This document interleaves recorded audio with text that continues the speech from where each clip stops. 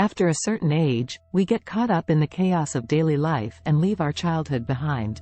However, even though we think we have left our childhood behind, the child in us continues to live, communicating with us subconsciously in various ways. Many of the emotional reactions we have in our daily lives are linked to our childhood. Many of the things that make us happy and unhappy, that make us angry, that cause various emotional oscillations in us are related to the memories we have from our childhood, the inferences we draw from these memories and the root beliefs we form. No matter how our childhood was, its traces continue to live with us, and the child in us continues to try to communicate with us subconsciously in various ways.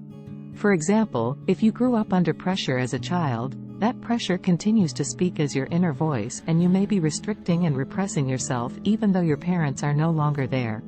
If you were ignored by the people who first raised you, that uncared for resentful child may grow up to exhaust loved ones with unwarranted resentment. If your childhood was filled with guilt, you may feel unwarranted guilt for many things you do and don't do in your daily life. Perhaps you were a child raised in fear and you are easily depressed because you don't know how to cope with life.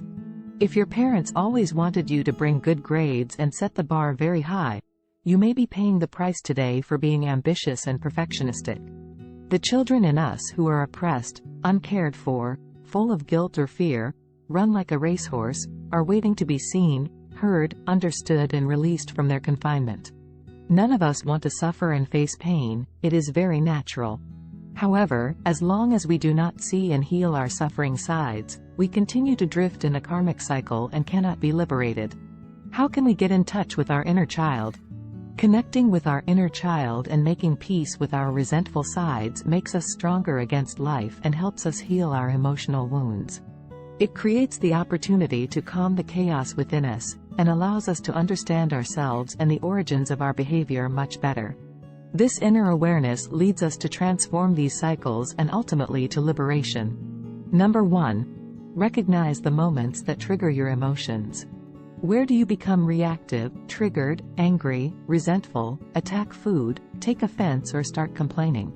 What makes you happy, joyful? Review your childhood, recognize painful memories. Number 2.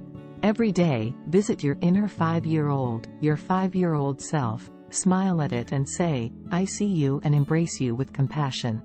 Love, compassion, being seen, trusted, accepted, feeling valuable and sufficient, being understood are the most basic needs of every child.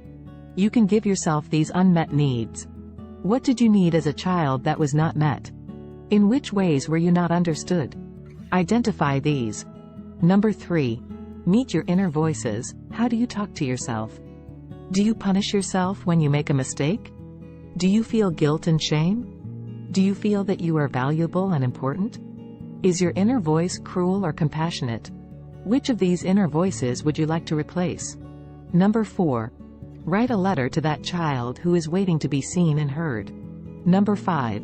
Do childish things, play in the park, buy balloons, make a mess, have a pillow fight, jump on the bed.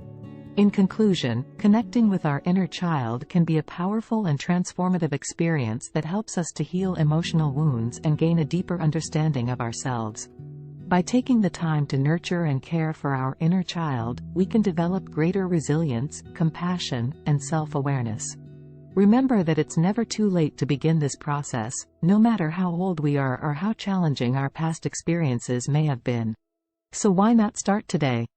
Take a step towards connecting with your inner child and see how it can transform your life for the better. And don't forget to like, comment, and subscribe for more inspiring and educational videos.